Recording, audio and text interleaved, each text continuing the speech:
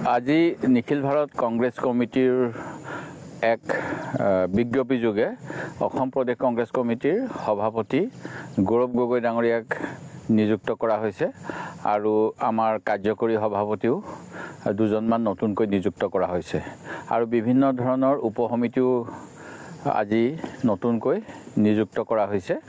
মই নিখিল ভাৰত কংগ্ৰেছ কমিটিৰ এই সিদ্ধান্ত শ্ৰীমতী সোনিয়া গান্ধী, শ্ৰী ৰাহুল গান্ধী আৰু আমাৰ দলৰ সভাপতি মল্লিকাৰ্জুন খৰ্গে ডাঙৰীয়াক ধন্যবাদ জনাইছোঁ। নিৰ্বাচন আগন্তুক সময়ত আমাৰ আহি আছে আৰু এইখিনি সময়ত আমি এজন নতুন সেনাপতিৰ অধীনত সৈন্যবল হিচাপে একত্ৰিতভাৱে বিজেপিৰ বিৰুদ্ধে যুঁজ দিবলৈ আগবাঢ়িম।